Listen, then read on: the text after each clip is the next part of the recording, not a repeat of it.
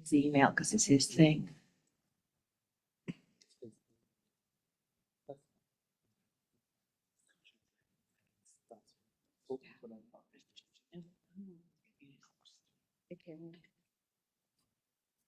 Okay. I think you got two Zoom. This is not my computer. This is Guillermo's computer.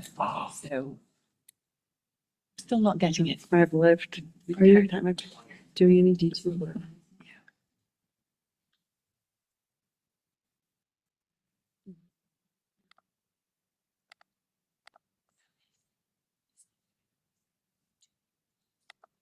Hey, welcome everyone. This is the 27th regular meeting of the Government Transition Advisory Committee.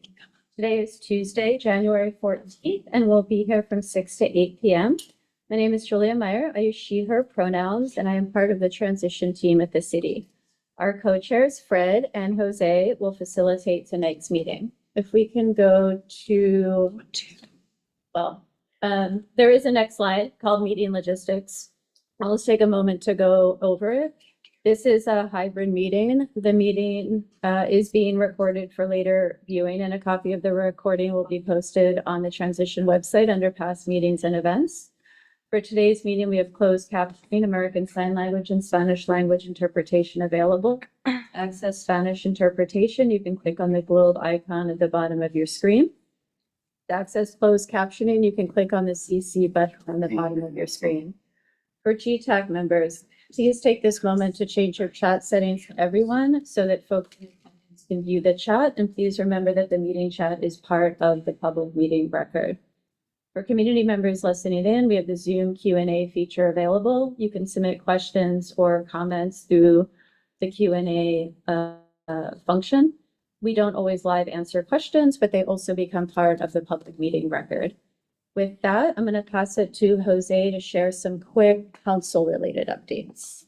Okay, I don't usually talk during meeting logistics, but I did want to share some updates related to the council. Last week, council had a work session on council committees. I'm sure many of you watched that. Our recommendations were mentioned multiple times, and you can clearly actually see them all throughout their draft proposal and the proposal that just came out earlier today. The committee creation item comes to council tomorrow, and Fred and I intend to offer a written testimony in alignment with the GTAC's assisting recommendations. Also tomorrow, council has an agenda item related to council staffing. Fred and I have signed up to testify on GTAC's recommendations related to increased staffing, and we've also submitted GTAC's previous recommendations as written testimony. And I know that Terry's also going to testify. Finally, we're in conversation with the council president about having time in a public meeting with council to discuss our recommendations further and more in depth, ask those questions. Since I know many of you have gone to council meetings since the beginning, and I know I have, and I've heard many other of you have, but everyone keeps getting pulled aside to be asked questions about GTAC things. So we might as well have a work session together to work on that. If you have any questions about these updates, please just email me or me and Fred, and as always, copy Julia, please. Next slide, and I'll review the agenda. Great. Tonight's agenda, as always, committee business, public comment. We'll spend the bulk of our time debriefing the November election with the city's voter education contractor, the county elections division, and the city elections office. And then we have 15 minutes at the end of the meeting for an update from the GTAC work group considering additional recommendations. And we'll conclude with a review of our, as always. Next slide, please. Destiny is out of the country, but otherwise we expect full attendance. We do need to approve the December 11th meeting summary. Does anyone have any corrections before I entertain a motion? Seeing none, do we have a motion to approve the December 11th meeting summary? Move. I'll second. Thank you. It's been moved by Leah, seconded by Bill. All those in favor? Any opposed? Okay, we're good. Motion passes. Next slide, please. Final order of business is to review our working agreements. In discussions, challenge idea rather than the individuals, offer constructive suggestions, approach different opinions with curiosity, seek to understand, keep the needs and concerns of the local community and larger region at the forefront of the work, arrive on time and prepared to the best of your ability. Let the group know if you're unable to attend a meeting. Co-chairs will aim to incorporate tools for breathers. That one we're not so good at. Mhm. I will keep that in mind. I do remember doing that Mhm. before. Keep multitasking to a minimum, focus on the objectives of the meetings, and utilize co-chairs to know additional topics for discussion by submitting topics in writing via email. Next slide, please. Honor decisions of the group. Contribute to the overall success of the group by finding ways to participate that best meets your needs. Step up, step back, collectively work to ensure every member who wants to be heard is heard. I'll be going back to calling people that haven't spoken before, people that have spoken a lot. Embrace conflict and work with your fellow committee members and staff to finding ways to give each other feedback. And the co-chairs will aim to incorporate various feedback tools. Use I statements. Next slide, please. Julia. Thank you, Jose.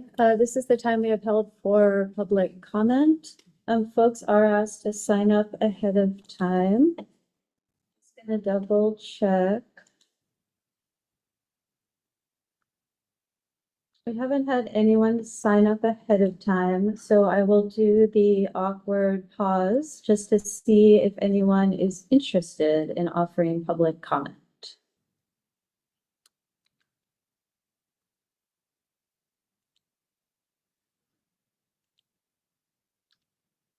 So just as a reminder for folks, you can submit public comment to the Government Transition Advisory Committee at any time.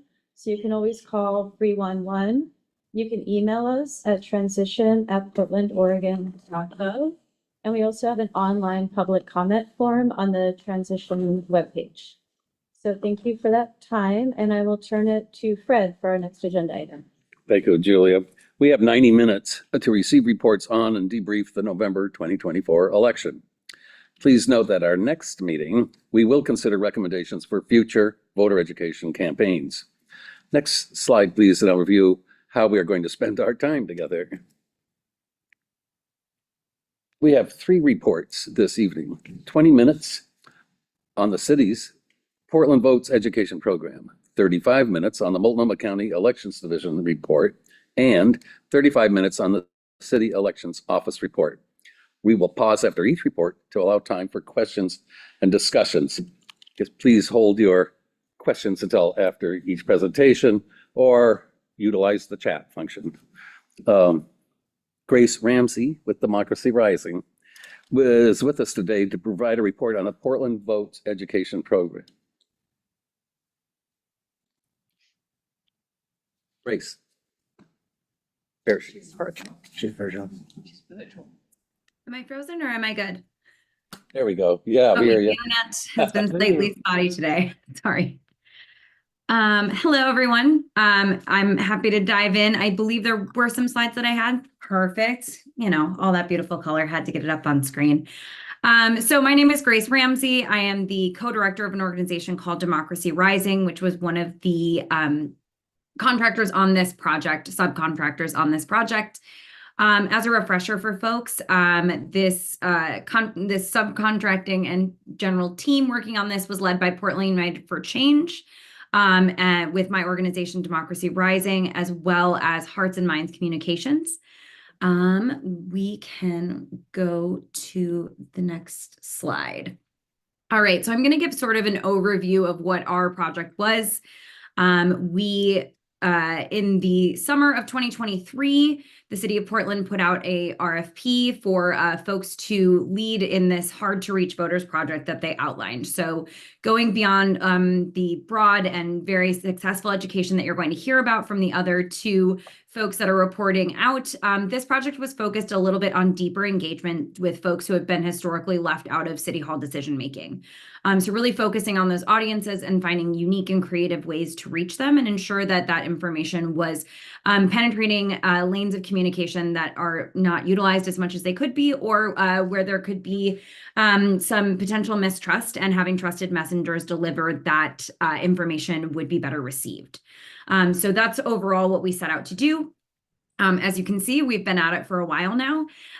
So we began with our work of, I'll start kind of focusing when we really dove in, which is developing the infrastructure of the program. So that was working with Hearts and Minds as we were getting them up to speed, because we did have to switch the communications firm that we were working with on this project. Initially, we were working with Brink Communications, and when they ceased operations, we did an additional RFP process for communications firms and ended up going with Hearts and Minds. And we were bringing them on board as an additional subcontractor.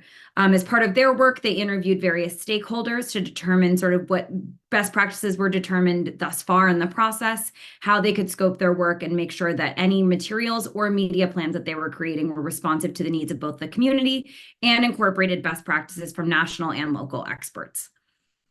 Where the work got really fun after we built all of that infrastructure was starting in April of 2024. So a key part of this program and the plan that we executed was funding community-based organizations with deep ties in the community to lead their own voter education programming with priority populations that we defined. So in April of 2024, or late February, late March, early April 2024, we opened the grant application portal. So organizations were allowed to submit applications. We ended up receiving 34 applications, I believe. And for this grant program, we had $210,000 that we were able to give out. We gave this out in tiers of funding. And so those tiers were based on sort of the capacity of the organization and the reach that the organization had. So tier 1 was more based in direct voter contact. So folks who have the capacity to reach voters through means like canvassing or phone banking, or sort of more broad means of outreach. These grants ranged from $30,000 to $50,000. And the basic thing that an organization needed to have is that outreach capacity, but also a citywide reach with paid staff, sort of a more established organization that was able to do that work and stand up that kind of operation. The second tier of grant was at the $15,000 range, and that was more geared towards culturally specific and community-based organizations who were able to stand up staff and sort of engage in the community on a regular basis. And the third was a communications grant at the $5,000 level range. And that was for a lot of community-based service providers or organizations where their focus of their outreach would be communications-based and not as direct in terms of contact with voters. So as folks applied for those various levels of funding, we received all of these applications. We put a team together of folks from the city transition team, from the city auditor's office, from the county elections office, and from our program team internally to review these 34 applications that we received.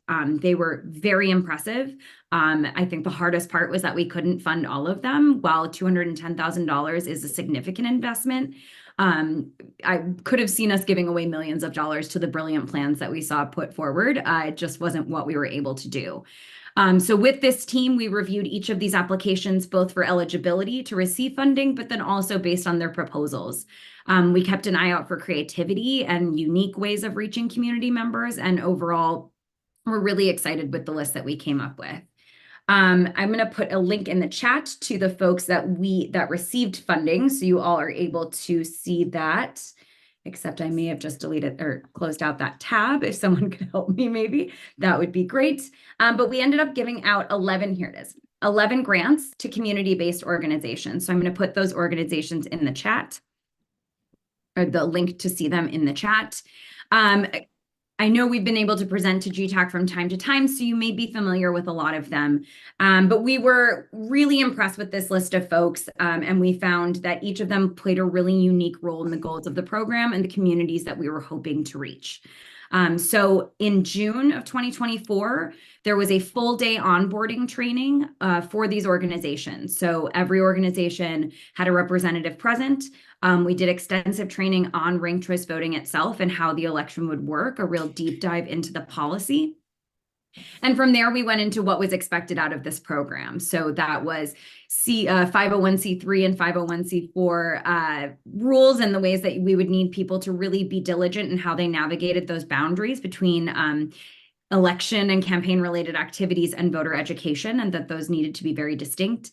We also allowed for grantees to share plans and sort of their specialties, I would say, in outreach with each other. So each organization got to present their planning that they'd done thus far with the other organizations and really get a feel for the different areas of coverage we were going to have and assess potential gaps as well. After that initial onboarding, we had our grantees dive in. And so we were operating, we were getting up to speed, I would say, in June and July, and then really operating on all cylinders August through November. And I believe with that, we can go to the next slide. So this is an aggregate of all of our grantees, but basically we tracked our activities across every grantee organization by the activity that they were doing. And so this is sort of a snapshot of what we were able to achieve. As you can see, the most common form of outreach that our grantees did were presentations. I'm sure GTAC can attest to this. I know the city and county probably can as well. There was a real hunger to learn about what was going on in these elections, and people sought out our grantees to provide them with that information. I think that really underlines the trust that they have in the community and the way that those relationships brought folks to them. It was not necessarily all outreach. There were some people who were seeking help and from folks that either spoke the language that their community was looking to get a presentation in, or just somebody maybe who is from the area. But that was probably the most frequent thing that we did. The next most frequent is tabling at community events. One of the guiding principles of our work in this program is to meet voters where they are, both at the level of information that they started a conversation with, but also physically where they were. So that meant a lot of our organizations hosted events themselves and folded voter education into that process. So an example there would be Apano hosting their Jade Night Market. You know, that's an event with 15,000 people coming through, and having that voter education there naturally grabbed people in an event that they were planning to attend anyway, and really helped enforce that an election was coming up and that we were going to be voting a little differently this year.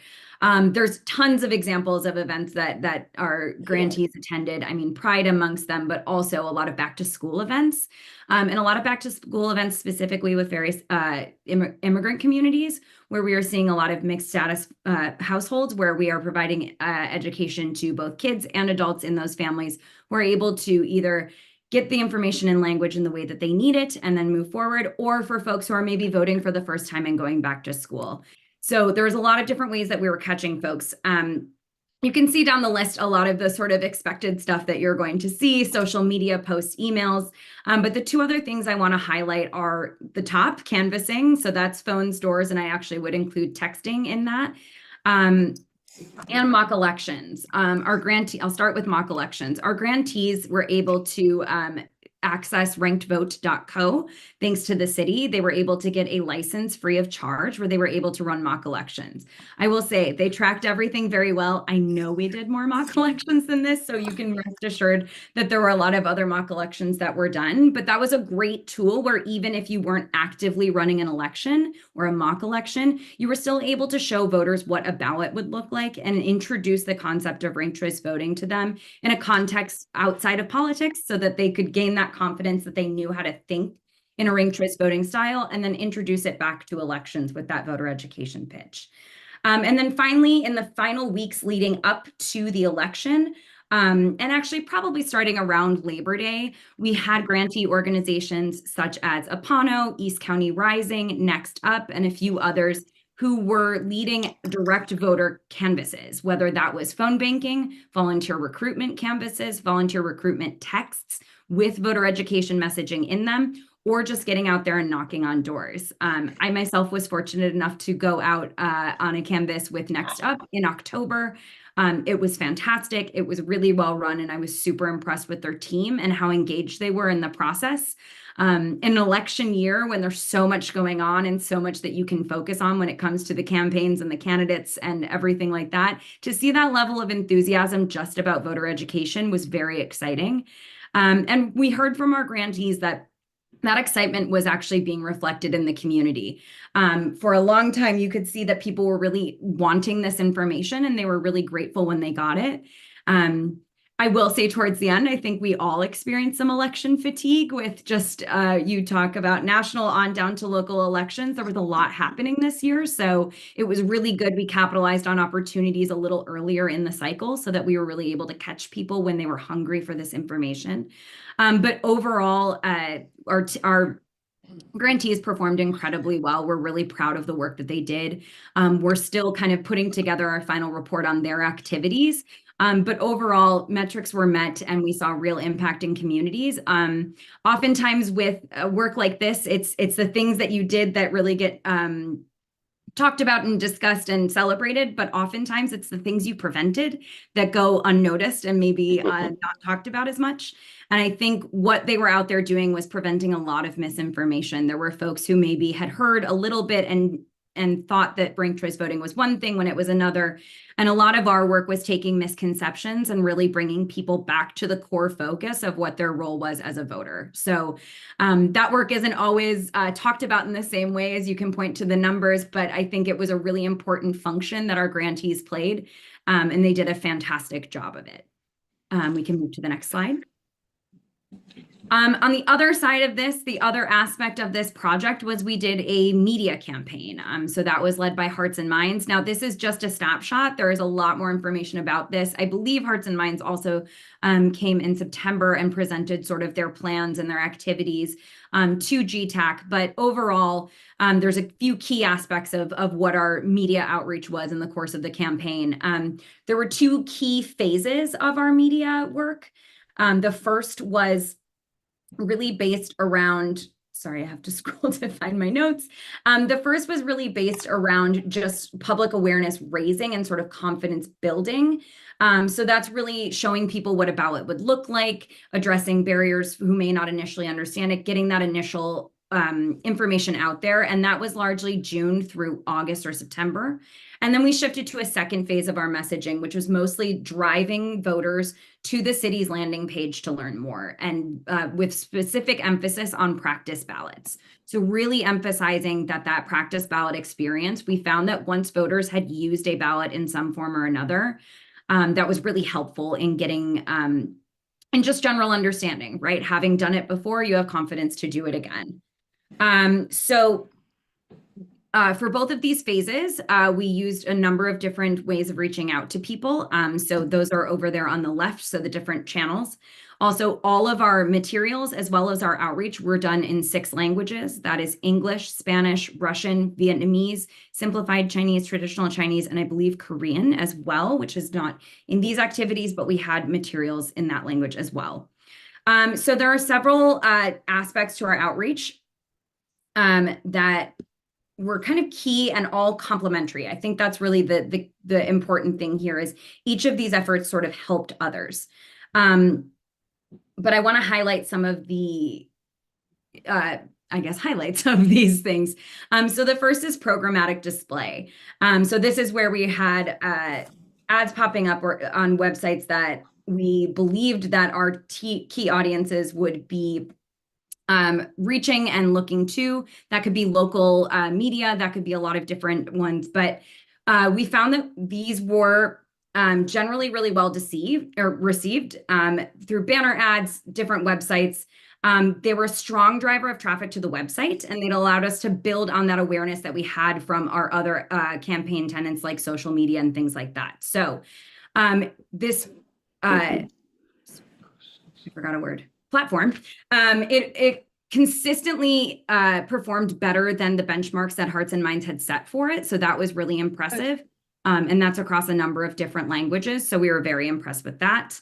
The second I'll talk about is paid search. So that's, if you're searching a certain set of keywords on Google or something like that, really making sure that our content and trusted content was appearing first for folks using that.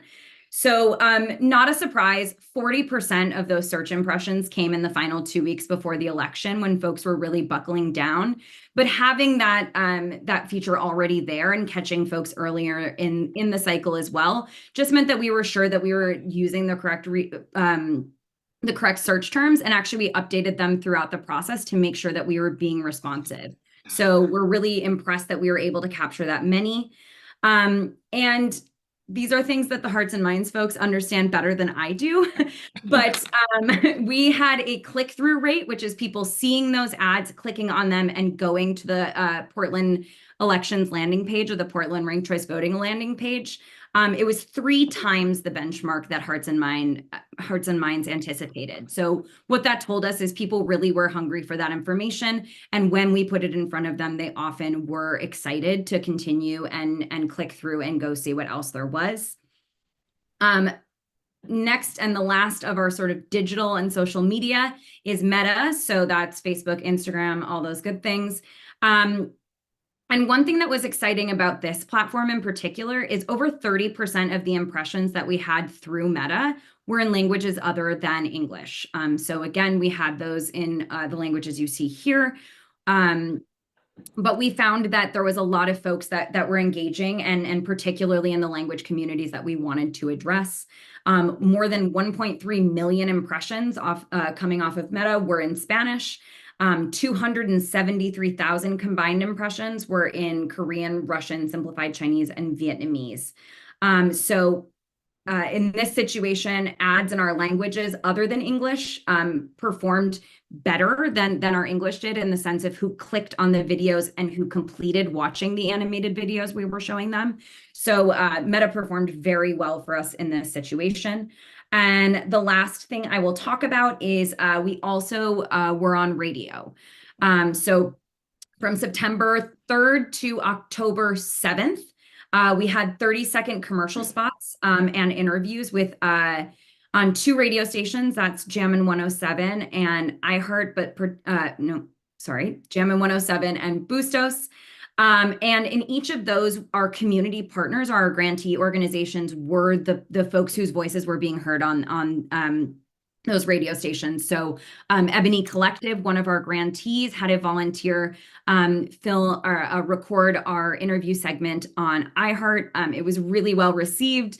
I heard feedback that the volunteer who had done it had folks coming up in the grocery store and saying, thank you for recording that. It was really useful. So very well received in the community. And then on Bustos, we had Latino Network take the lead on filming those interview spots and running those as well. So between the 2 radio stations, Bustos aired 157 commercial spots, and Jammin' 107 aired 164 commercial spots during those times. So we heard great feedback on both, and we're really happy that we were able to do that, and that it was an effective tool. We can go to the next slide, if there is one. Okay, great. So it was I think overall, we had a very successful project. There was a lot of factors going on in this election cycle. There was a lot of newness, a lot of anxiety about the election. I will say that is one thing we heard consistently from grantees, is that there was some level of curiosity, obviously, and gratitude when the information was presented, but there was a healthy skepticism in communities, and particularly in communities that have ingrained mistrust in either government or have a history of being marginalized. There was real concern about what these changes meant for the community. I think we anticipated that. I think we expected it, but that doesn't decrease the amount of challenge that it posed. So our grantees did a really great job of sort of working with people where they were. So that was really focusing on hearing concerns and responding to them, not just pushing forward with a completely positive or affirmative, or this is the best thing that's ever happened, saying, we hear you that you have a little anxiety here. I want to make sure that we walk through this process. And however somebody felt about ranked choice voting when they left that interaction was their business, but we knew that they would know how to fill out their ballot. So with that, we have a few recommendations that we heard from our grantee organizations, from our other subcontractors, myself included, of if this program is done again, which we really think it added immense value, and we hope that it is. There's a few things that you can do to increase its effectiveness. The obvious one is increased funding, but I think where and how is really important to note. Direct voter contact and having a face-to-face conversation with a voter, we found was the most effective thing we could do in our outreach. Obviously, that's where you can answer the most questions. That's where you can really sense out how a voter is feeling and be responsive in the moment. And that is the most expensive way to do outreach possible, right? That is having people who are paid to go out and have those conversations, or who have the time to recruit volunteers to have those conversations. And it's not without its challenges. Also, there could always be more outreach both in the media and face-to-face. So, our media plan did a lot, and I think it was really impressive, but we lacked the funding to be able to, place ads in every community-based newspaper or in-language news outlet. So really focusing on that. Extended timelines, I think everybody would have appreciated an extended timeline, but specifically when it came to planning, I think in the future, launching this program earlier, even knowing, we didn't launch our direct voter contact until after the May primary, but having the chance to get those grantees in place so that as soon as that primary was over, we were able to move to the next phase would have been helpful. Defining outreach and education, how it can be done by 501c4 organizations as well as 501c3. There were a lot of stakeholders we couldn't engage with in this program who were talking to voters. And so being really clear on those rules of engagement moving forward. There's a lot of organizations that made endorsements that were out there talking to voters. And if we could have maybe done more crossover with making sure at least the voter education aspect of what they were doing was more effective, I think we could have done that, but we really wanted to stay in a pretty rigid 501c3 lane. So exploring what that may look like in the future would be helpful. Increased opportunities for collaboration. I think our organizations were often operating in their lanes, and I think we could have created more space for them to be operating in unison. And the last one, and I feel like pretty logical, but with a lot of community organizations citing mistrust being a really big barrier to this outreach, off-cycle engagement is where you're going to build that trust. A lot of communities feel that they're tokenized during election seasons and they're only talked to when there is something that they can vote for, their support that you need. And so building in that off-cycle engagement around elections and the democratic process in Portland could be a really good way to build that trust, and obviously see recommendation number 1 for how that will need to happen. But I think it's a really good way to think through the process. So I apologize. I went a little bit over time, or maybe a lot over time, but that is my spiel. Happy to take any questions. Thank you, Grace. We don't have time for questions. We want to get everyone else's information in. So again, go to the chat for any questions for Grace. And Grace, will you stay involved so that you can respond to those questions in chat? Appreciate it. Thank you. All right. I'll turn it over. The next slide. Turn it over to Jose. Great. And now I will turn it over to Leah Benson with her Multnomah County Elections hat with us today to provide the division's ranked choice voting election recap. There will be time maybe for questions and discussions after Leah's presentation till 7:05. Leave as much time as you'd like to have questions for towards the end. Leah? Excellent. Thank you, Jose. Again, for the record, my name is Leah Benson. I use she and they pronouns. I'm here tonight in my capacity as the Ranked Choice Voting Project Manager for Multnomah County Elections Division. Excited to talk with you all. I'm going to try to go through my slides fairly quickly so that there's time for questions. So apologize for that in advance. If I'm going too fast, slow me down. Next slide, please. Okay, so what I'm here to do tonight is kind of give an overview of what all of implementation for ranked choice voting looked like from the election administration end of things. So first, I wanted to give a breakdown of what that looked like for us to prepare at the elections division to administer our first ranked choice voting contest for the city of Portland. So the steps that we did for implementation were first and foremost locking down our voting system software certification. Clear Ballot is the longtime vendor of Multnomah County Elections Division for creating our voting system software. The voting system software is the software that we use to scan and count ballots and produce results. In order for it to be used in an election, it needs to go through a very rigorous testing and certification process. And so we needed to do a complete build of a ranked choice voting capable software that was capable of single winner and multi-winner ranked choice voting tabulation. And so a new piece of software was developed by Clear Ballot for Multnomah County for that. The second major piece that we took on for implementation was creating a Tri-County Intergovernmental Agreement, or IGA. Beautiful term. So what the IGA did is it allowed Multnomah County to be the central tabulator of all ranked choice voting contests for the city of Portland. Because though the majority of city of Portland lies within Multnomah County, there are small portions of it that are also within Washington and Clackamas County. And so we worked with the two other counties to put together an intergovernmental agreement so that we knew how we would design ballots, how we would share the ballot design with those counties, how we would receive them, how we would tabulate and then present results on behalf of all three counties. Then we moved on to the ballot counting and tabulation process, actually defining the rule set of how it was all going to happen, making it really clear so that everyone on our end knew exactly what we were doing. The ballot design next. Ranked choice voting brought a completely different layout to ballots than what we'd ever used before. So it meant creating an entirely new design with that grid style ballot that people have gotten used to now, with the 6 ranked columns and a very long candidate list. We worked really closely with a lot of groups from around the country, other jurisdictions, and organizations that are nonpartisan and seek to serve elections offices, such as the Center for Civic Design. And we followed their best practices with ballot design, including the instructions that were on there. Then we also prepared new recount and audit procedures. In the state of Oregon, any recount must be done by hand. And so we needed to prepare to be able to do that for any ranked choice voting contest.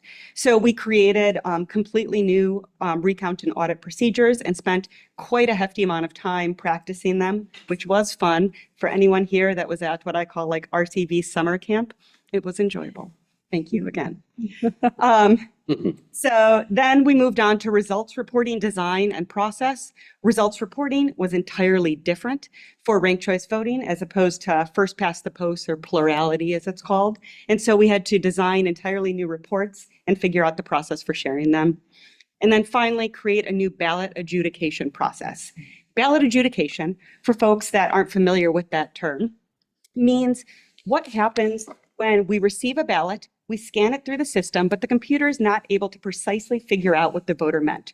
Perhaps they filled out multiple bubbles in one rank, or perhaps their overs weren't filled in clearly.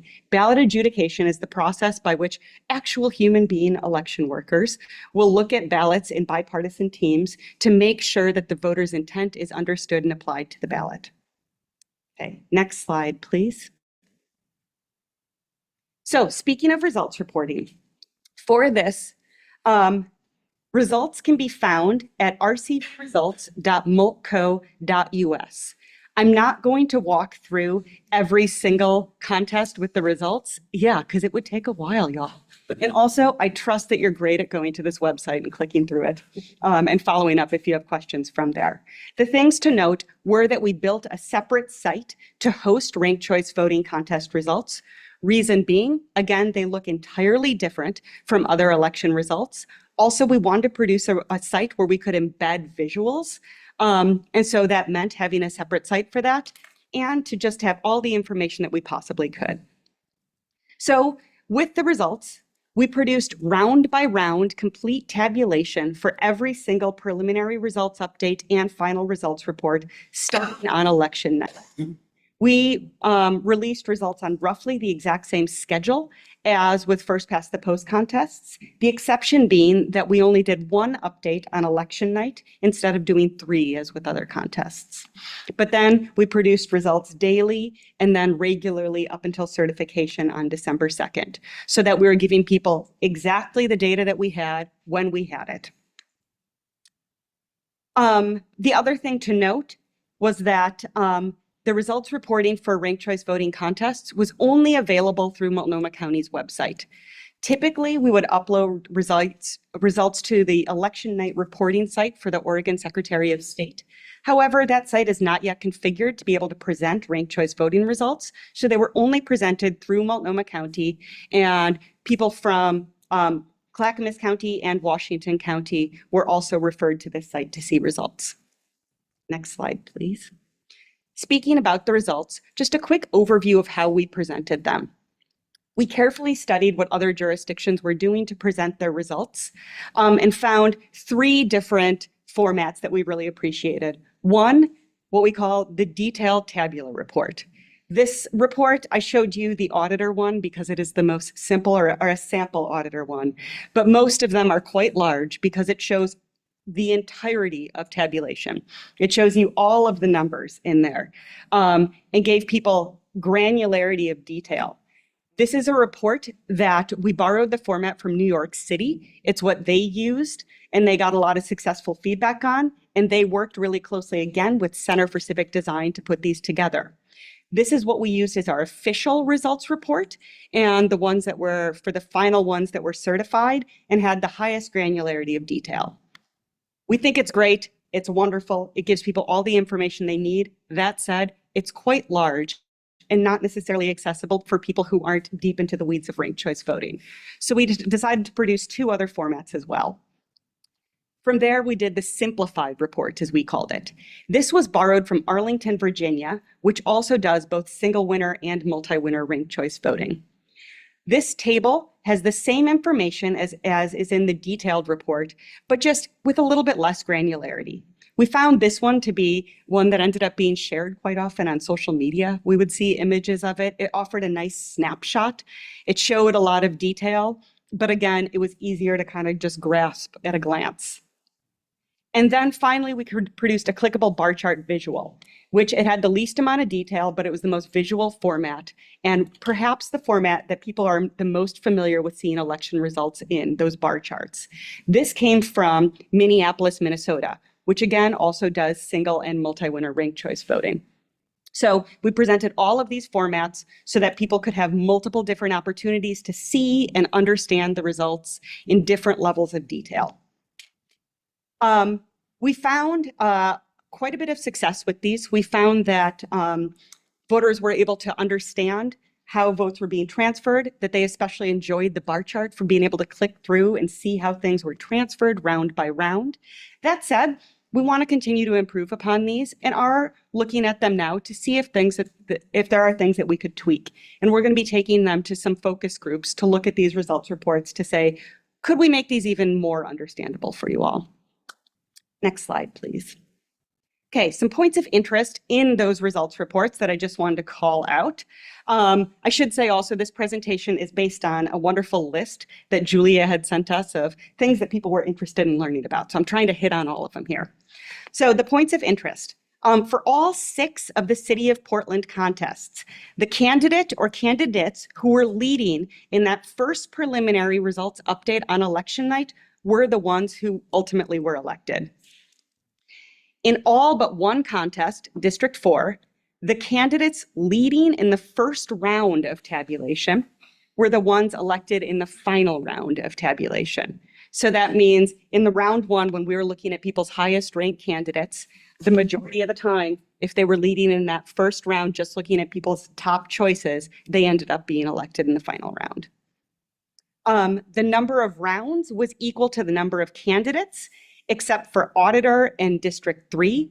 What I mean by that is it took eliminating all of the candidates before we were able to elect the appropriate amount. And then per Portland Code, you know it, 2.08, all the numbers, per the Portland Code, in District 1, the final of the 3 candidates for City Council was elected by being the last active candidate and did not reach the threshold for election, which was accounted for in code. And wow, that's what happened. Okay. So next slide, please. Let's talk a little bit about City of Portland voter participation now. So what I have up here are numbers from the last several presidential elections, 2012 through 2024. So some things to point out is that countywide, statewide, and largely nationwide, voter participation was down this year. You're going to see in the county that it was at 72.68% turnout, down obviously from 2020, which was 81.83. The thing I'll point out is that 2020, as we're going to see, was a bit of an outlier itself in terms of being higher participation across contests in general. But this year was lower turnout. Again, this is not unique to City of Portland. This is countywide and statewide. We saw a drop in participation. For Portland mayor specifically, the turnout was 66.24%, which is slightly lower than what we've seen it in the past. In 2020, again, a year with exceptionally high turnout, we had just over 75%. In 2012, we had almost 68%. In 2016, we had a bit of an outlier as well, in that it is 47.8%. The reason there being that the mayor was elected in the primary election. So in the primary, if a candidate receives over 50% of the vote, they're elected outright. However, there was only 47.8% turnout in the primary election. So that's why that number looks so much lower. Moving on to Portland City Council.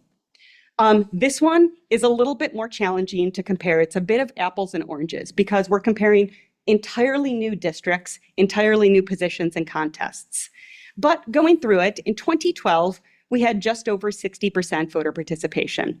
2016, right about 60%. 2020, again, an outlier in terms of much higher voter participation, almost 70%. In 2024, we saw District 1 at 42%, District 2 at about 65%, 3 at 66%, and District 4 at about 64%. The thing that I'll note is when you take an average of all 4 of those districts for all of City of Portland, so, people who voted for City of Portland contests in general were about at 60%, which is in line with where we were at 2012 and 2016. That said, what I don't want to do is gloss over District 1's voter participation being significantly lower. What I can't do now is tell you the rates of voter participation for 2012 and 2016 and 2020 in District 1 because it did not exist. But I can provide some context on the next slide. So what this is here is this is a map of countywide voter participation by precinct that was put together by our voter education and outreach program. We use this to help us design our outreach strategies to see who has lower voter participation rates and who has historically not been as engaged in the election process. What you'll see by this is that, I apologize, I just lost my connection, but I think you can all hear me. The precincts in East Portland, which is District 2, we see having lower turnout. These numbers are from, District 1, are from 2022, however, in line with other years as well. We see less than 50% turnout in these districts. And therefore, this is where investment is put by the county in terms of engaging these voters. Again, this is not me trying to say we shouldn't pay attention to the fact that District 1 engagement was lower this year. It's me instead trying to put it into context that this is something that we've seen. We just haven't had data that specifically calls out that district before. Next slide, please. Going into a little bit more with voter behavior. And what I mean by that is how did voters interact with their ballots? Looking first at rate of undervote. Undervote is a fancy way of saying they didn't vote. So they didn't fill out this contest on their ballot. So where these percentages come from is the people who turned in a City of Portland ballot and marked at least one contest, but did not mark the one listed here. So for instance, of the people who turned in a City of Portland ballot, just over 6% of them did not vote in the mayor contest. So the vast majority of people voted for mayor. For auditor, that's where we saw the highest rate of undervote, 43%, which is not surprising, both because there was only one candidate.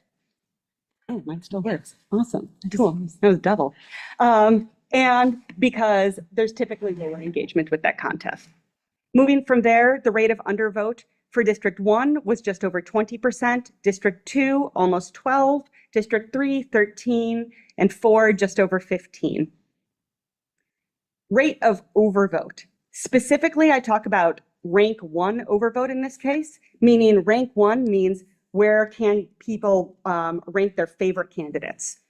Rate of rank 1 overvote was fairly low in general, under 1% for all contests except again for District 1 Council, where it was over twice as much as in any other district that we saw. Rate of repeat ranking. This means when a voter filled in an oval in multiple columns for one candidate, so repeatedly ranked one candidate. Again, we saw fairly low rates of this, with the highest rate again being in District 1 for the city council contest. And then the final data on this page is the average number of ranks used. And this is how many bubbles people filled in, how many ranks they used for each contest. So we saw 3 to 4 seem to be the most popular in there, with the auditor as an outlier again, because there was only one certified or one filed candidate, and then we had one extra ranking for a write-in, so there were only 2 ranks, which is why it's so much lower. But in general, we saw quite a bit of ranking engagement. People used 3 to 4 on average. It's real quick on Yeah. that.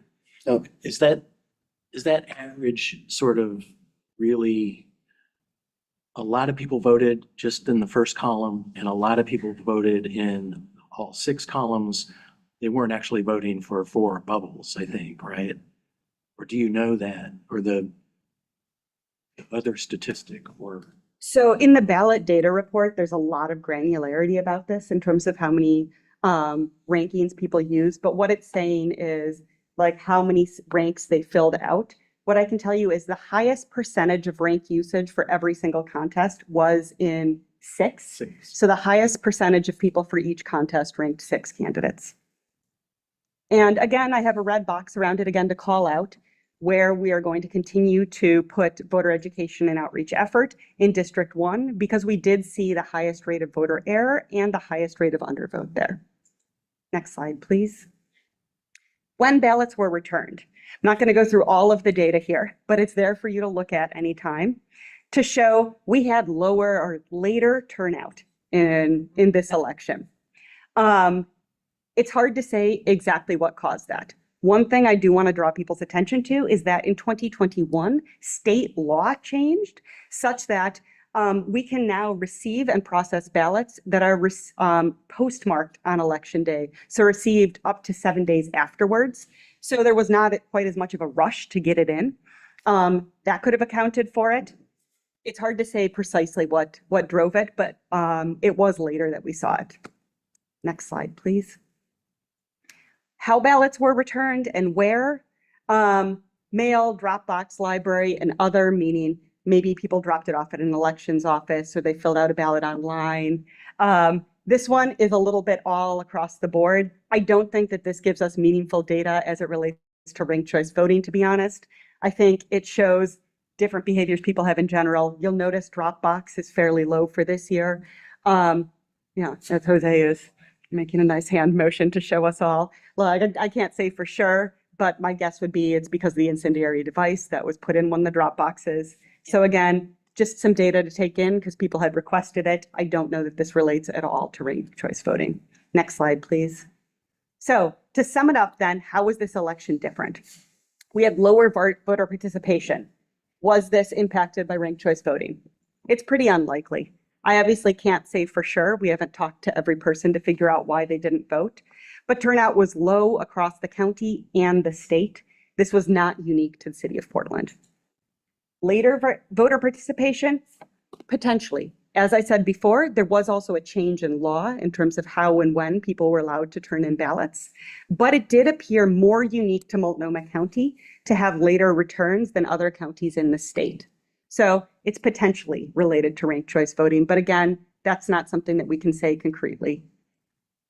Increased ballot adjudication. Again, this means looking at people's ballots to figure out their intent. So when they were scanned through, we couldn't immediately tell. Yes, the ranked choice voting ballot most definitely added complexity to the adjudication process and increased errors from voters.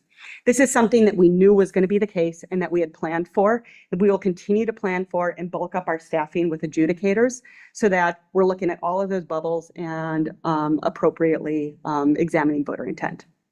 And then finally, the other big change that hit us was a multi-page ballot. So we had 2 pages instead of 1. Yes, this was because of ranked choice voting, because the contests were just bigger and took up more space.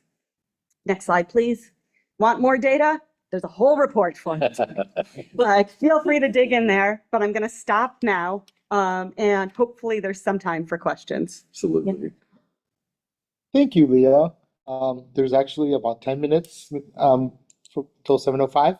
So does anyone have any questions for Leah?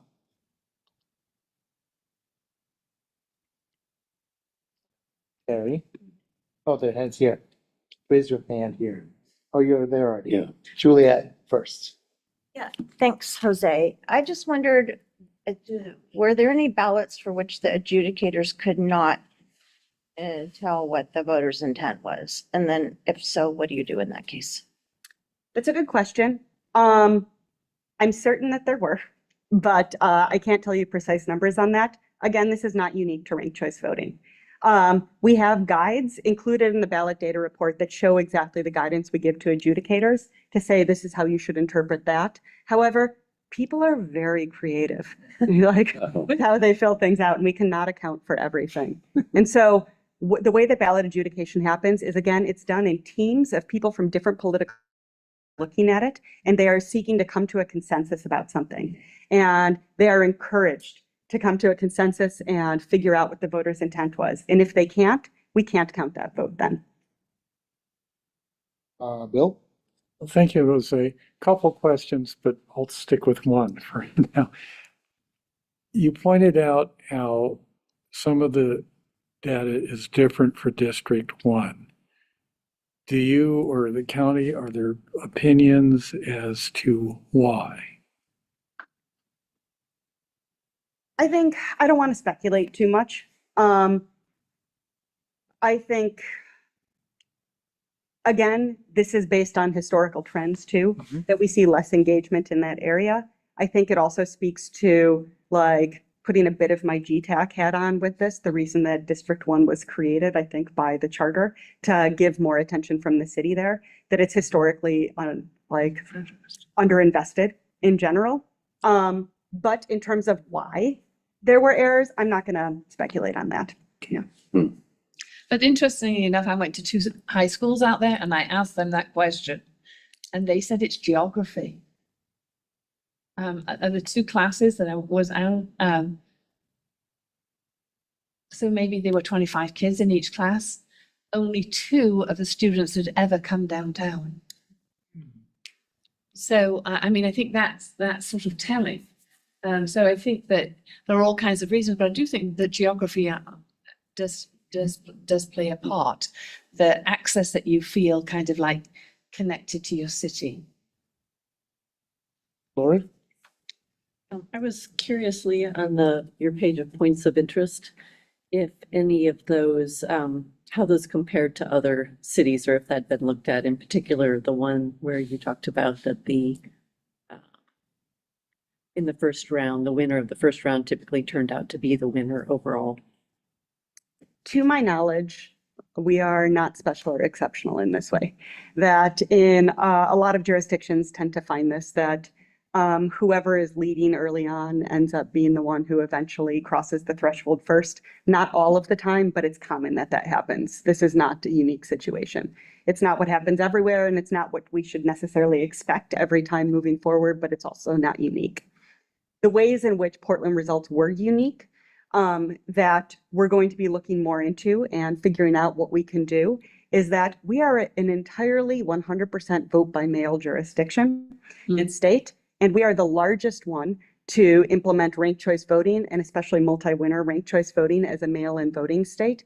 The big difference here is that, like, we were talking to our counterparts in Arlington, Virginia, for instance, and we asked them about rates of voter error, and they're like, oh, we didn't see them go up at all. Like, no, like, increased adjudication, nothing. And I'm like, how? Realized it's because they're going to their polling place, voters fill out their ballot, and then they put in their ballot to be scanned, and they can get an immediate note to say that there's an error. And whereas with ranked choice voting, with mail, vote by mail, people are filling out their ballots and then sending it in. And so while not astronomically high, we did have higher rates of voter error for that reason, being a mail-only jurisdiction. And so, like, we're taking that into account. and figuring out, are there other touches that we could do to help voters once they have their ballot in their hand? Zach?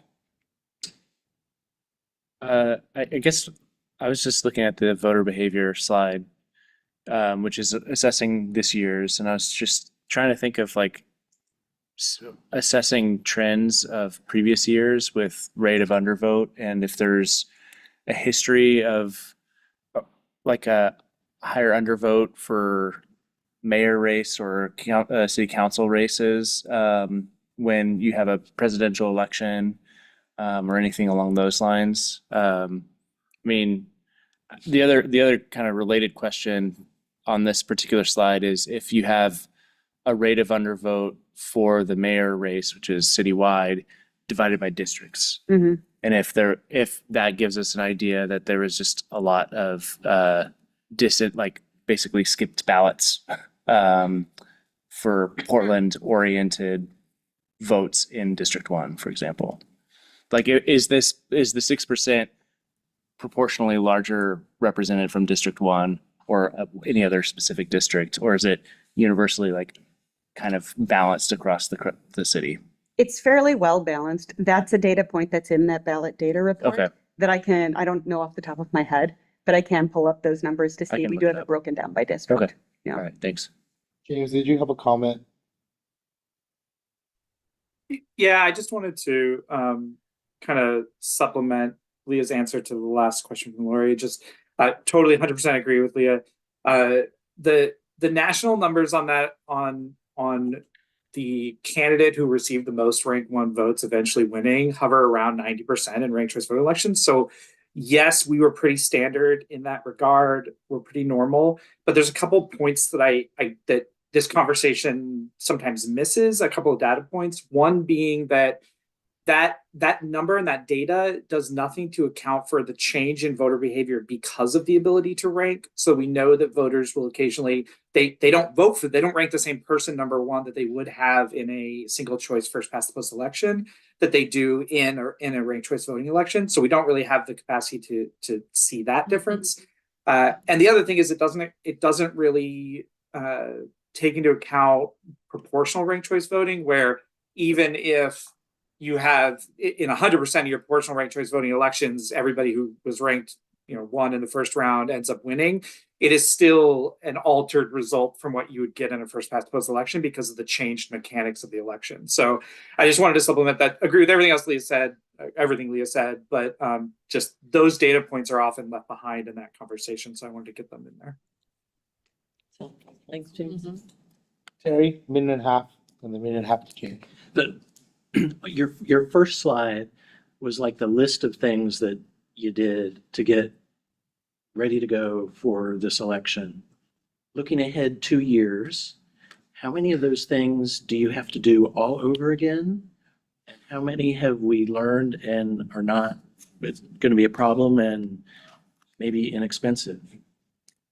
The good news is most of the things that we did do not need to be done again. We do not need to buy an entirely new software.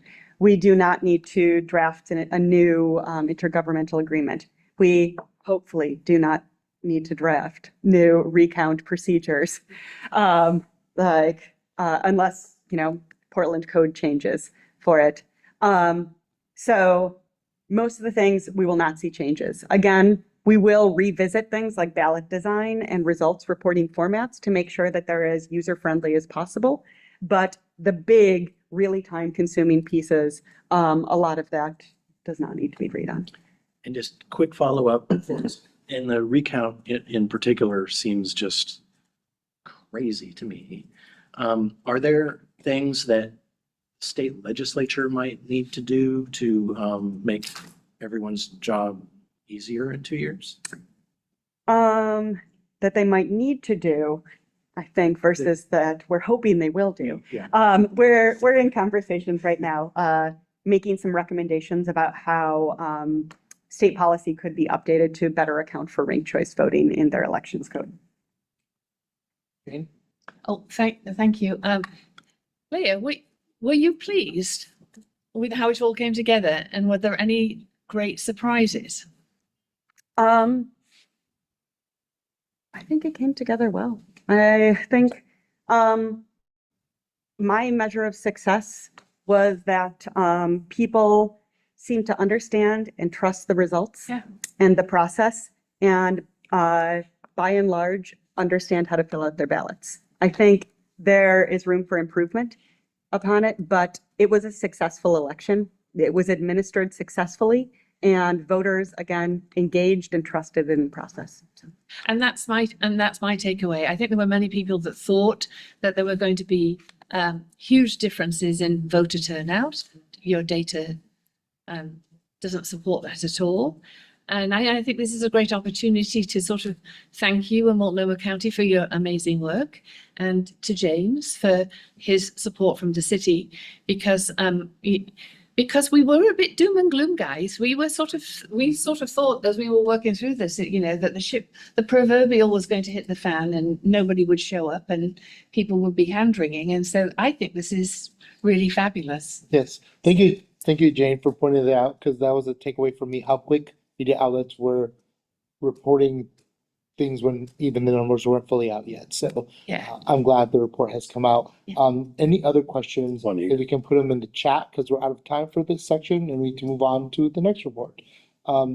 So pass on to Fred to introduce the final Right. election report. For our final election report, we have James Eccles from the City Elections Office. James, welcome. Thank you, Fred. Thank you, GTAC. So I am going to, well, first I'm James Eccles. You all know me, but I'll introduce myself. Elections analyst in the City Auditor's Office in the City Elections Division. I was the lead in this last cycle for City Elections Division on voter education, and have been talking to you for more than a year now, I guess, about voter education. I am going to talk a bit about our role both in this last election, our role being the Elections Division, the City Elections Division, and our role moving forward, and then spend a lot of my time on a report that we gave to City Council on December 18th that you all have available to you. Some of this information has already been covered, and you've already had a chance to see our report to council and to read the report. So I'm going to move through pretty quickly, but I did include all of these slides so that if you have questions about some data or the graphs or anything, we can go back and take a look at it directly. The other thing I really want to say is, in reference to kind of how we closed out the questions for Leah, I don't think it gets said enough that I really do think that Portland did a pretty amazing thing here. I'm required with my job to have a very neutral stance on our ranked choice voting and all these things, but I think what we pulled off, we had so many changes at once happening and such a major shift in our election method that it was unlike anything that our sort of sister cities had ever done or talked about doing. We easily could have had data that showed a much worse outcome than those cities, and in many, many regards, we actually had much better results in the data than some of our other cities, or at least led them in some ways. So, and a lot of that was thanks to standing on their shoulders and learning from them. So I don't think it's said enough. I think I congratulate the county on administering an outstanding election. I think it was really great. And the transition team on leading the way on voter education this last year, I think it was amazing. So I'm done patting my colleagues on the back. I'm gonna dive in so we can jump to the next slide. So I've introduced myself, the Elections Division, City Elections Division. This last cycle, we partnered with the transition team. They started out leading the voter education efforts, so we partnered with them in those efforts. The city charter mandated that voter education occurs regularly, and so going forward, the City Elections Division will entirely manage the voter education for the city. We'll kind of talk a little bit more about that later, but that's going to be our role coming up, is taking over for that, as there won't be a transition team in 2026 leading that. We also had our specific roles in voter education were really related to candidate education. We did a lot of media education. We dealt with misinformation. We helped with events, and then closer to the election itself, we partnered with the county to do some more direct voter education efforts. And along the way, we helped the transition team as much as we could in getting a good voter education campaign going.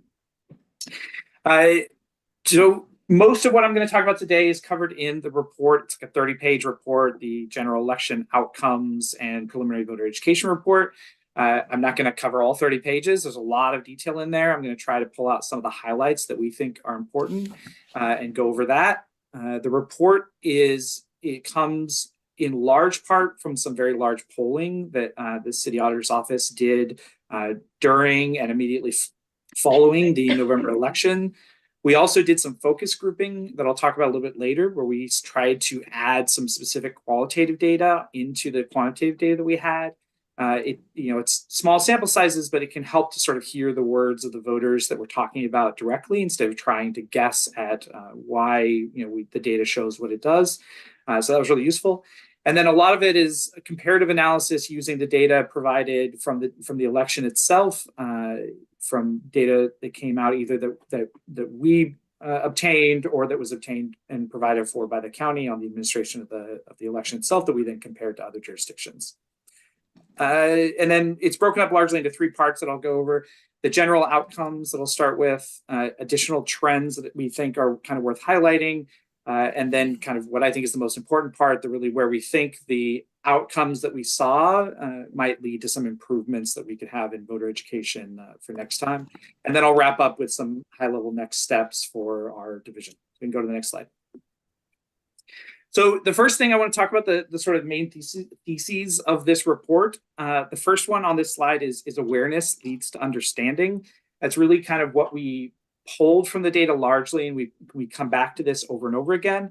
The graph that you see in front of you, I'm not going to go into detail on every graph that we see, but this one, as it relates to our thesis, I'll cover a little bit.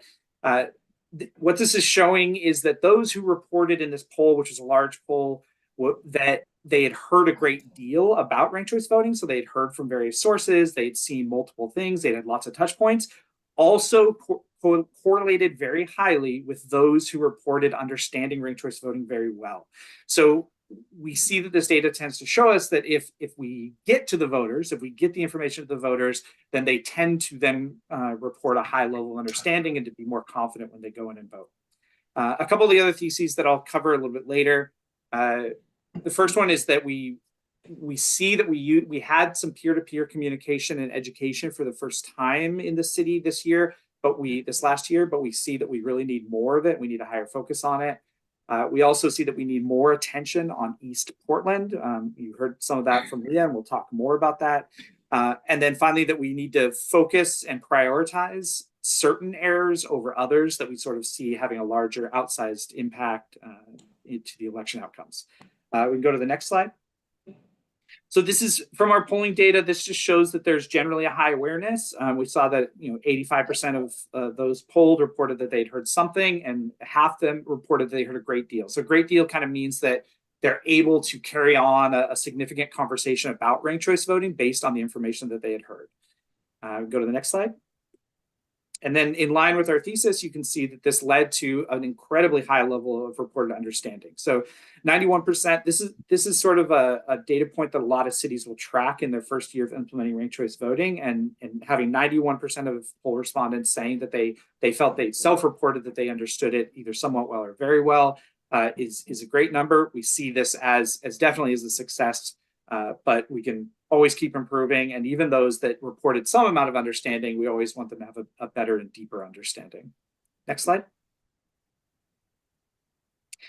Now, we also asked people, those that we polled, where they got their information from. So when they had the ballot in front of them and they're looking for the instructions on how to fill it out, what did they turn to? And this really identified to us that some of the work that we did, that you all reviewed and helped us with, paid off. As you see, the highest reported piece of material was the one pager that we worked on. The next highest is that instructions written directly on the ballot and the envelope that the county created. We think, obviously we always hope that people are looking to the direct instructions. We see, and then the next highest, all of those up near around half the respondents, was the RCV information that was in the voters pamphlet provided to voters. We see a bit of a dip down then to the mailer, but we still think this is a great response that this many people at some point when they were filling out their ballot turned to that information that we put in the mailer to see. So having the top 4 pieces of material that voters indicated they turned to, all being material that was produced and provided by a government authority, we think is a big success. It shows that we're at least moving in the right direction, and we're not wasting our efforts. It's not we're spending hundreds of thousands of dollars to create this material that nobody is looking at. So we know at least that people are looking at it, and then we can start to fine tune what they see as opposed to worrying about trying to get it in front of them. We'll go to the next slide. So that's the first section for the general outcomes. And then I want to talk about some additional trends that we felt were worth highlighting. I'm not going to spend much time here because Leah really talked a lot about voter turnout already. So I'm going to go to the next slide. And then I want to talk a little bit about the impacts that we see in the data from the proportional ranked choice voting or the multi-winner ranked choice voting. You can click forward. This first graphic is something we actually borrowed from North Star Civic created this. They've got a great site on data, Stumptown Stats, and I just felt their graphic was so good, we wanted to borrow it.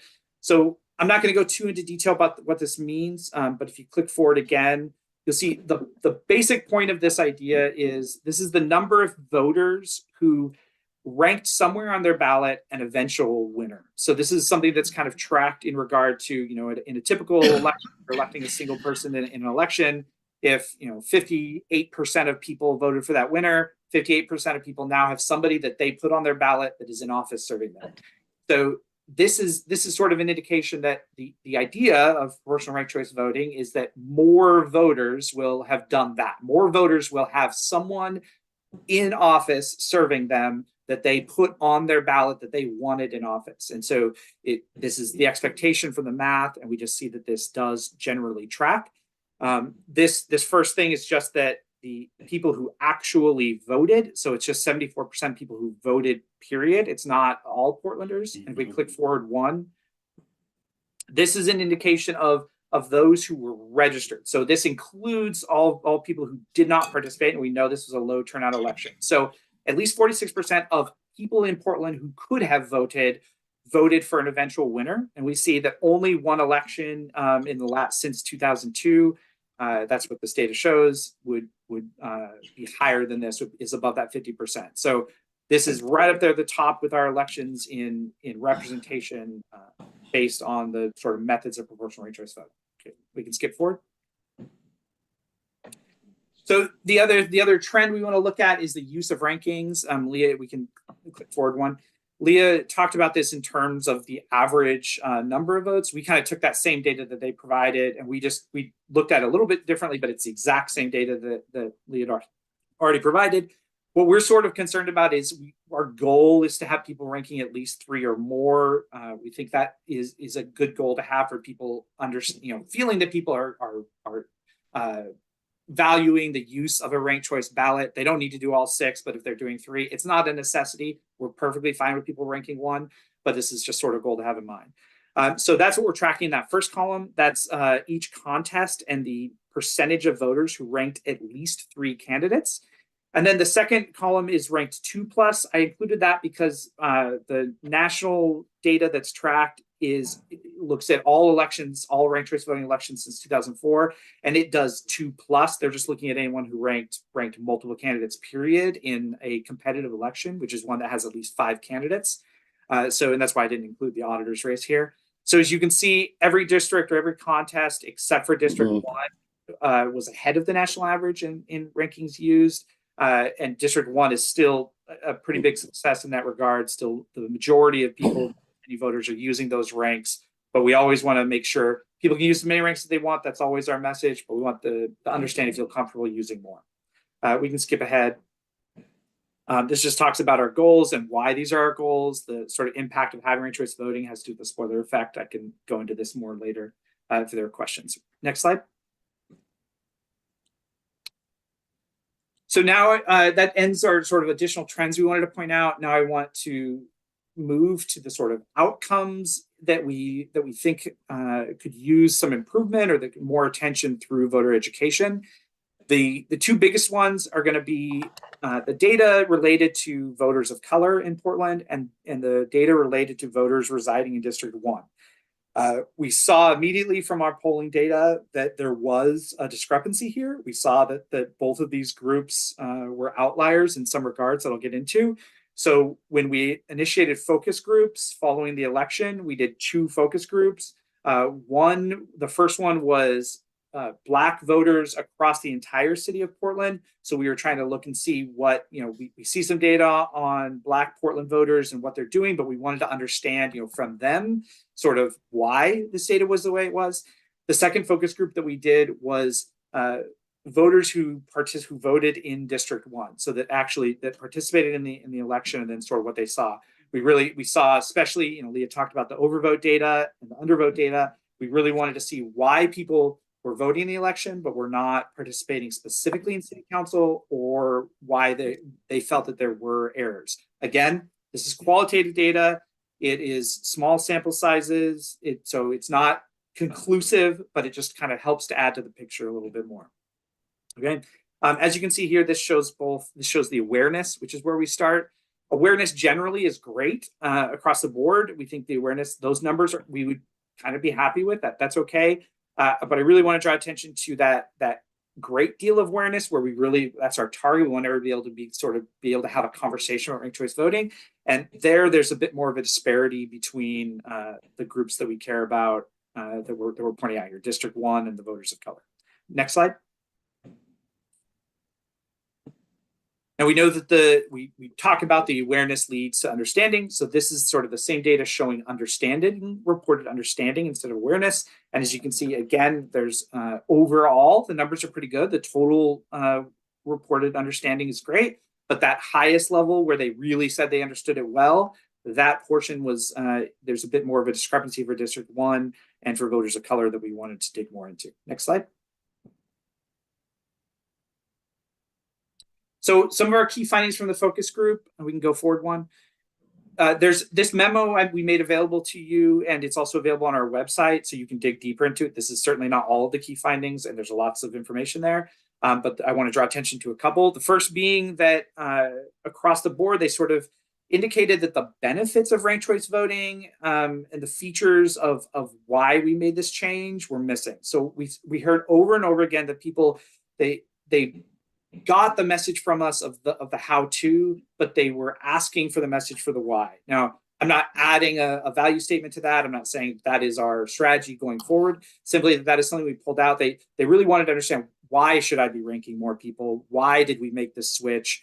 They felt that without that missing piece of information, oftentimes there was clear across the board, I should mention, every single participant of the focus group at some point indicated concerns of trust in local government and government in general. So we certainly think that was a very common theme. And we felt this was something that was identified as a piece missing there. People often didn't participate in the city election because they felt like they didn't understand why there had been a change in the first place. They'd seen a mailer showing what they were supposed to do, but they were asking for the why piece so they could connect the dots. Step forward one. The other big key finding I want to talk about is we heard over and over again that people talked about leveraging peer-to-peer communications. So we did some of this for the first time this year. The grantees were a big part of this. That was the purpose of that. We're looking to continue that program in the future elections. But we heard that there needs to be more. There's a lot of groups in the city. There's a lot of people in the city. We didn't get to all of them, so we just need to keep working on that. Not only sort of grant programs that cost money, but just our own outreach, the way that we sort of do train the trainer within a community, instead of me going into a community that I really don't fully understand the history of and the context and the culture of, but helping to get people in that community that are leaders to sort of become the trainers in those communities. So we knew that was something we wanted to focus on, but we heard it from these focus groups that was something that was lacking to them and they wanted more. Next slide.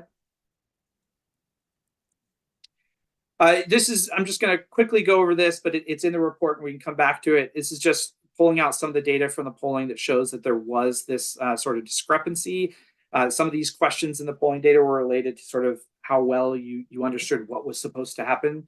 And we saw that there is a discrepancy in the groups that we talked about. And go to the next slide. Oh, yeah. And then this is undervoting. We can go forward. I'm not gonna, again, Leah sort of already talked about the data. We can go forward. Yep. You can go two more forward.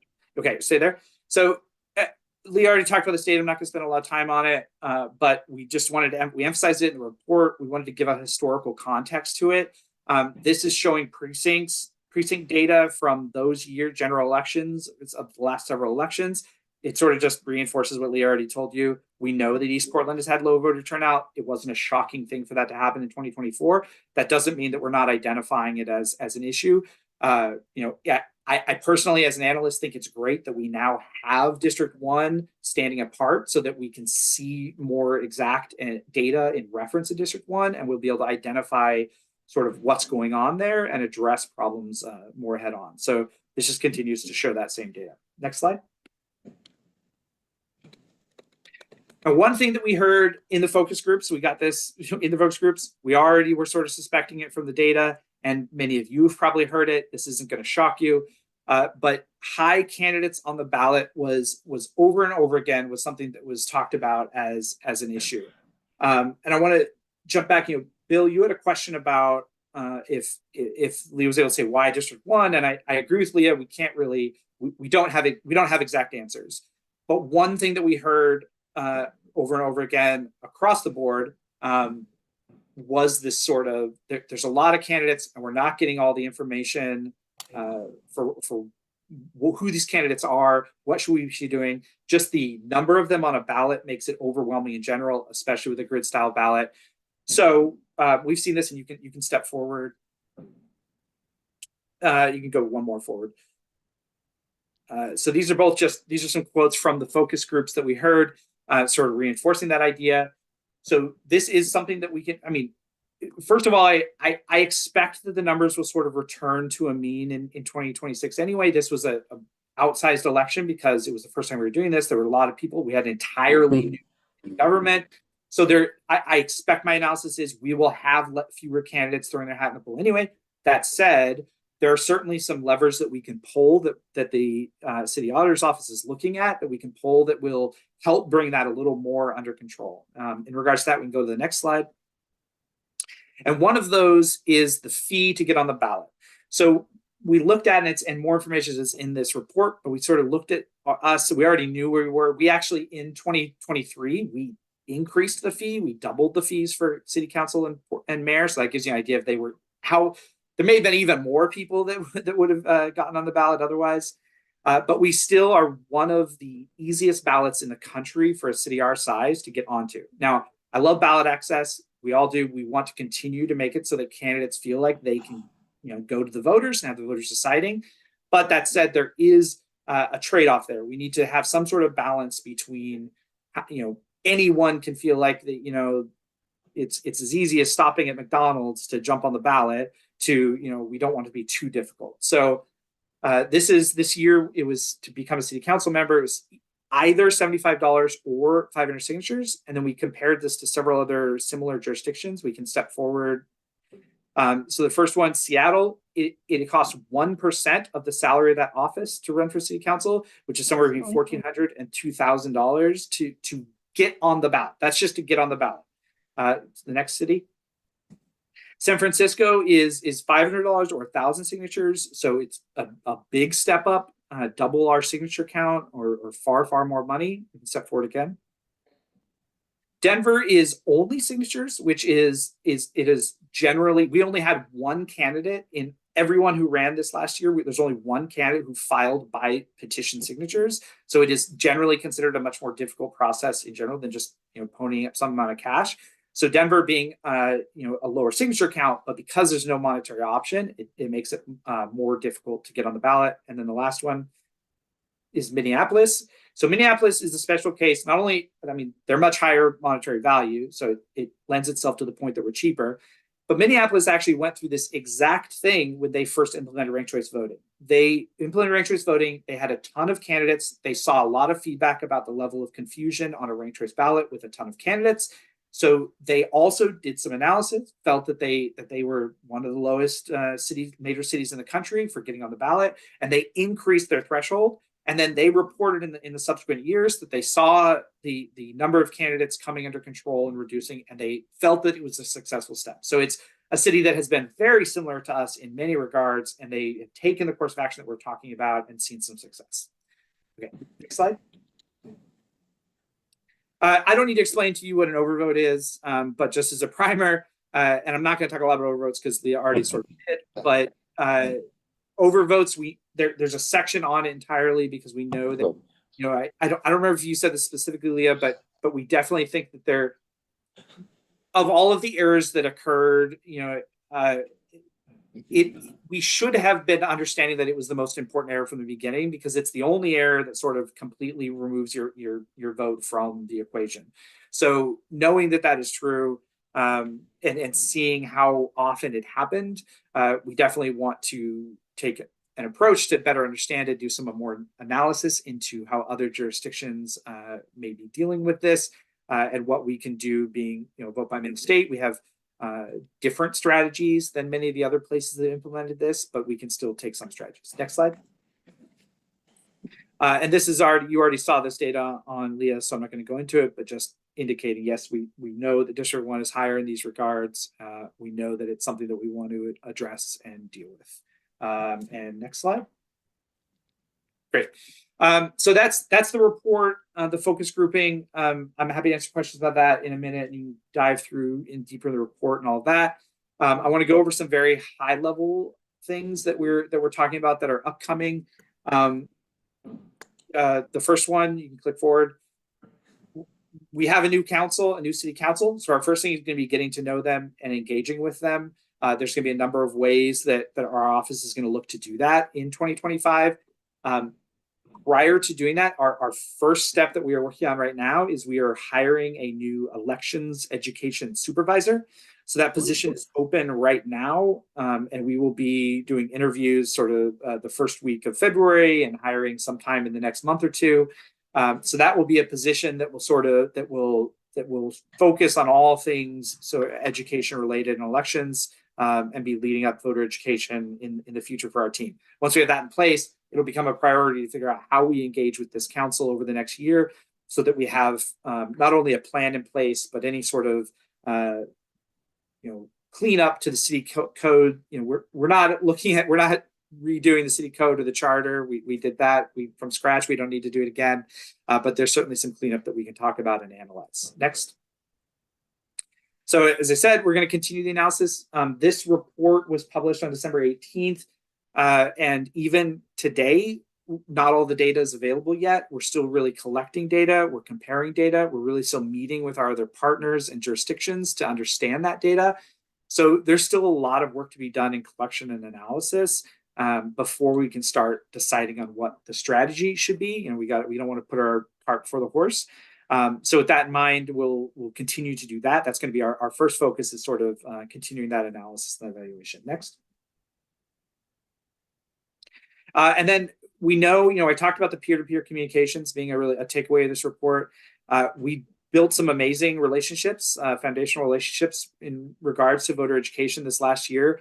We need to do a lot of work to maintain those. And then we need to look to see, in the upcoming years, where do we need to build out further relationships with community groups, with voters, with other jurisdictions, with other government entities. Next.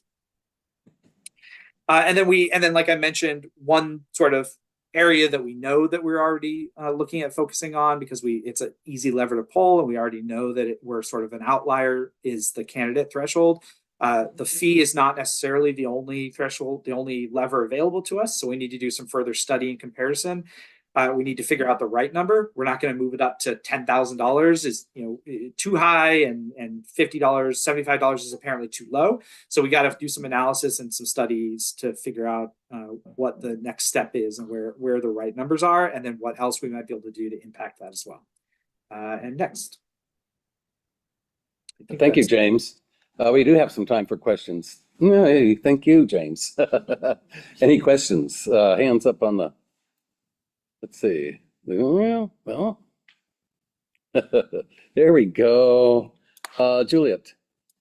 Yeah, slightly off topic. Hi, James. Thanks for the presentation. I saw today on the side of the TriMet bus a message about ranked choice voting. So are we just going to be thinking about it for 2 more years, or are they shorthanded down there at TriMet, or how come it's still up there? Well, we're not paying for it to still be up there. So, Okay. I mean, I'm not going to rush to tell them to stop talking about, ranked choice voting, but it's not being paid for, but we're not actively, let me say this, we are not actively doing any paid media at this time anymore. Well, thank Juanita. You're on mute, Juanita. Okay. Okay, got it. So thank you. Yeah, I just wanted to echo the comments made before in terms of the success of all of the work that has been put together to achieve this first time voting. And the only thing I would like that I have a question about is that, it is very exciting because we have now a baseline of data, that can really be utilized for the next 2 years, and then for the following, we can really establish a specific goals or strategies, so we will be able to compare as we move forward in every election and to target those areas that we need improvement. So that would be my only comment, or I don't even know that is a question, but how is it going to be established, the collaboration between the county and the city to ensure that all of that data is used to establish very specific goals and objectives for the next election? It is obviously, I think that all of the results in terms of District 1 is just it's a reflection of everything. The same is a new system, a new approach for voting. So I just want to thank everybody from the city and from the county that got involved in this, and for all of your work. But I mean, I would thanks for really that. like to follow up about in terms of how you're going to coordinate the data in terms of establishing the baseline. So then we go and establish the targets for the next election. Yeah, I think that's a great point. It's really important to understand this is our very first election. So that's why you see in the report a lot of our comparisons are to other jurisdictions in the first election that they ran, but it's not always exactly comparable. So we're capturing as much as we can sort of the process and the data, so that when it comes time in 2026, we can sort of repeat a lot of this. Many of the things like the polling and a lot of the other ways that we're capturing the data, we're looking into being able to just repeat that, so we have as comparable of data as possible, and we can see an actual trend over time.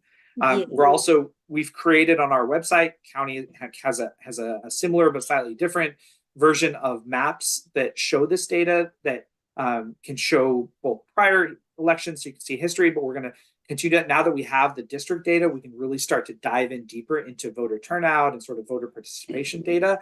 That's going to be tracked much better going forward. So we're really able to, the city being involved in voter education, it's just going to be another partner that can help. The county's been doing it great. They've been an amazing partner. There's no way we could have done this other than the fact that we don't have the authority to administer an election. We also just could not have done this without the county. So yeah, that partnership, I don't want to speak for the county, but we meet all the time. We talk about this regularly. That partnership has been important. We're going to continue to emphasize it. We're also working very closely with the transition team and with Sophia to make sure that the transition team is not going to be here in 2026. So we want to make sure that data doesn't get lost and that information is lost. So we're sort of making sure to collect. Thank you, James. We've got a few more questions and we're going to run out of time. So I want to go to 90-second questions. Terry? Okay, 90-second question. I think it's I think it's really interesting, that we do, like Juanita says, we have a baseline now, but I'm wondering whether or how you decouple voter education from the overall disengagement in East Portland, and how people who feel. I went to so many presentations in East Portland and no one showed up. very few people showed up. And if we're going to rely on peer-to-peer sort of things to move voter education, the whole engagement system in the city needs to be better. And the voter education is just swimming upstream. So. Comment or question? James, a response? No? Just to assure, I obviously can't speak for the entire city's engagement plan. There is one. They are doing an entire citywide engagement plan. But that said, you're right. We definitely have to look into, and that's what we're going to be spending the next year and a half doing before we start doing this again. Is looking into how we can engage, not just throwing more money or more bodies or more whatever at it, but understanding how we can better do it to get that engagement. Maybe maybe events aren't the right approach. Maybe there's something else that will get at them that falls along that peer-to-peer line. Bill, you have a question. Sure. Fred, I've asked a question prior. I will. Amy did. Amy should go before me. Last question to Amy. Yeah, I'm curious of if there was any survey data or any effort to collect from candidates who run, from the 90 people who ran for office, what was their experience like? And just if there's like learnings on that front. And then also the small donors election. I don't know if this seems outside of the scope of your guys' work, but just curious generally like where that fit into this analysis. I attended a few of the candidate education events and I just want to say they were really wonderful that I attended. And what was particularly great about them was there was different jurisdictions. So there was state folks and even James was there. So experientially, they were really informational. I'll just say the small donors election information did not factor into this. It's separate. It wasn't part of what we were doing with this report. They do a report of their own they'll do a 2024 election report. So you can look to them for that and their website. And then as far as the candidates, we have some data that we've collected, a lot of just, information, tons of emails. They obviously interface with, we act with them all the time. But I do like the idea of some kind of survey or something. So maybe we can look into something more a standardized qualitative approach to getting candidate information. Thanks. Thank you, James. Thanks to all of our presenters this evening. A lot of information to absorb. Again, there's written reports to refer to. The voter education subcommittee will be having its last meeting. And I'm now turning soon. We'll talk about that in a bit. I'm going to switch gears now and I'll turn it over to Jose to introduce our next agenda item. At our last meeting, we approved a motion to create a short-term work group to consider additional recommendations for adoption. Members were asked to submit proposed recommendations, and the work group did meet last Friday. The goal for today is for us to provide a brief update on that meeting and take any feedback from anyone else, what you have to say about what we did. The work group will reconvene in late January and will present its final work to the full GTAC at the February meeting. Next slide, please. Okay, the work group is currently drafting 4 recommendations. I'm just going to provide a really high-level overview of the recommendations we talked about. First, finding savings in the new form of government.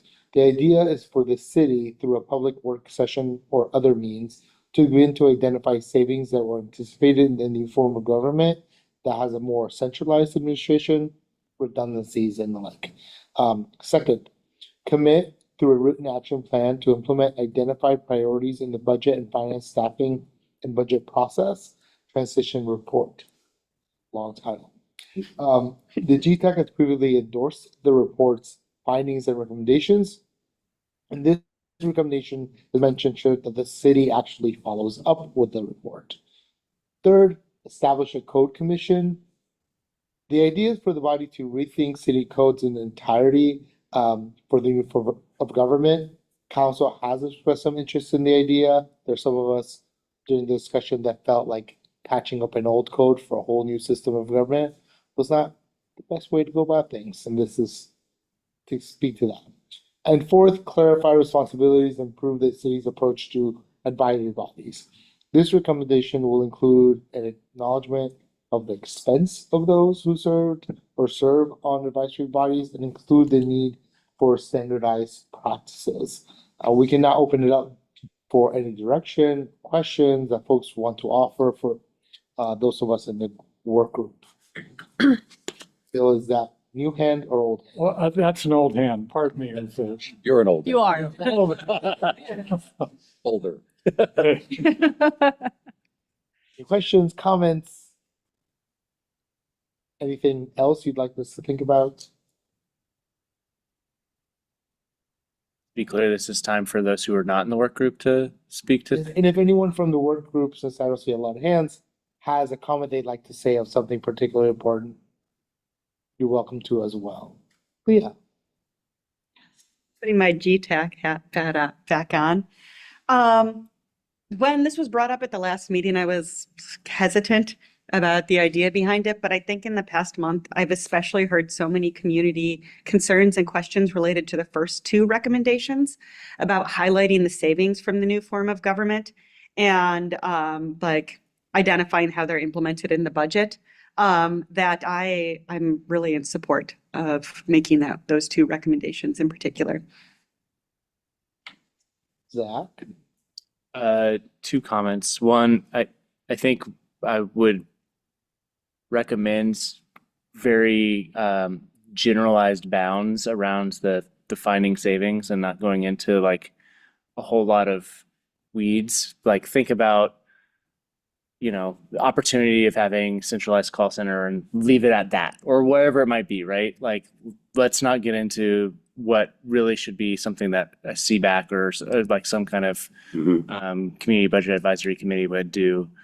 And then I'm keen on 4, obviously. I think we have from our own personal lived experience, opportunity to make some suggestions, but also I have heard word that the state is interested in also mandating a little bit more of standardization around these. And so I think there's an opportunity to potentially learn a little bit about what they're demanding or directing local jurisdictions and helping conform our recommendations around uplifting that standardization. Thank you, Zach. And thank you for calling out the not going so much into the weeds, which will be right in line with how we've done things in the past. Yeah. Okay. Perfect. Thank you. I'm going to call Juanita first because. Thank you. I just want to say that I appreciate and I understand the need to be concise in the recommendations. On the other hand, I think that in terms of the budget and the recommendations from the transition budget process report and staffing and finance and all of that, I think that there is an area that will impact every single aspect of the city administration process. So to me, is like, and we had this discussion within the group, that we need to look into what those areas that are more, how can I want to say it, that have an impact is a more general rather than going into little pieces. But for example, in the budget, the report has very specific recommendations and I know we're still working with this. This is going to be a lot of work and a lot of discussion to come out with something that makes sense. But I think it's really critical that we're very specific about actions and rather than just give generalities, because generalities can be taken any direction, and people can interpret it then in any different way, many different ways. So I think I will advocate that when we make recommendations are very specific, are measurable, and we have a way that, yes, they have to be action directed. That it's not just, well, we want to recommend that, for example, make savings, but like we talk about the savings being specifically in the staffing area, because part of the report addresses some of the number of different positions that in many cases are not filled, or there's too many of them and there's not really clarity about what every one of those positions does. So So anyway, I just want to share that with the group because this is some of the conversations that we're having within the group. And we are, of course, not everybody agreeing, but it's a good, very good process. Thank you, Juanita. Fred?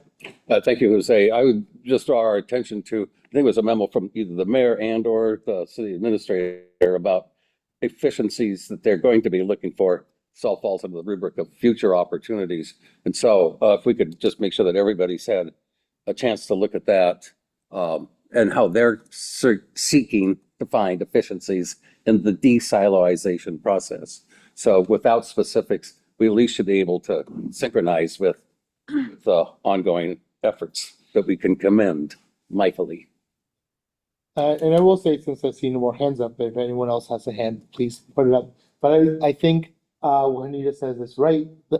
I think we've done a good job of writing that line of balance between being very specific in some areas that we feel we can be specific about, and then not being as specific an area that we acknowledge is outside of our expertise. Like, we believe they should have more staff, but where they get that money, that's, you figure that out. So I think I do agree with Juanita that in some respects, we'll need to be very specific, and in some places we won't. And that's a conversation that we'll be having in the work group. And if anyone who's not in the work group wants to come and have that conversation, you're more than welcome. Are there any other comments regarding this or the work group or anything else we might want to see covered that we maybe didn't mention?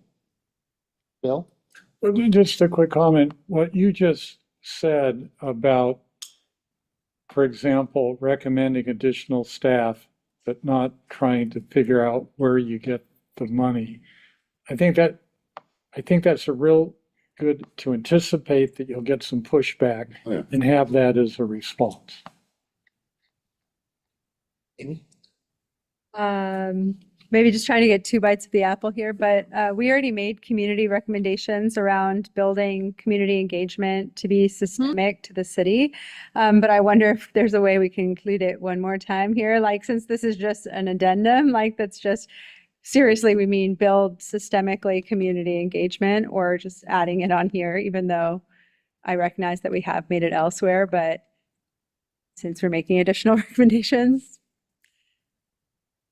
Yes. Yeah, thank you. And I know engagement has always been on the forefront of everything we do. And I've actually grown to say that I feel like an engagement body more than anything else. We do all these other things, but the bulk of our work has really been around engagement.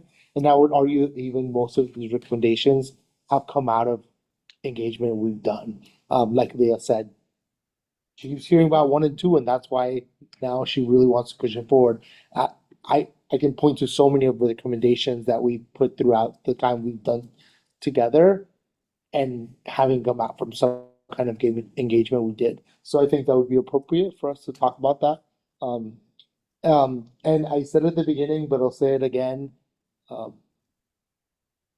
I know people were hesitant when this work group happened, when we put this together, a number of people were hesitant.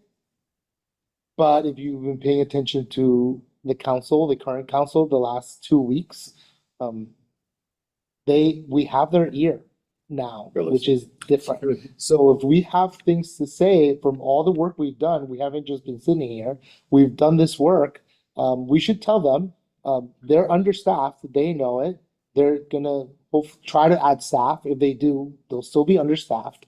So they need all the help they can get, and we all want the city to be successful. So I want to share all the knowledge we have all attained, because we're all experts in very different pieces of what we need for the city to thrive.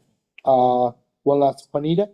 No, that's okay. I will take my hand down. Thank you. Okay. Thank you. Okay, well, seeing no one else, we still have 2 minutes. Anyone else? No. Okay, I'll pass it to Fred. All right.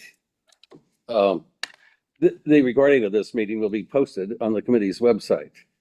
The final voter education subcommittee meeting is January 28th. At that meeting, the subcommittee will consider voter education recommendations. So if you're interested from this meeting's discussion, please join us again, January 28th. We are working on scheduling the late January work group meeting on additional recommendations. If you haven't completed that doodle poll, please do so tonight. Just everybody, how you doing with that, Julia? I'm waiting on a couple of you. Aha. The next full, the next full GTAC meeting is February 11th. Is there any further business to come before the Government Transition Advisory Committee this evening? If not, we are adjourned. Woohoo! Wow.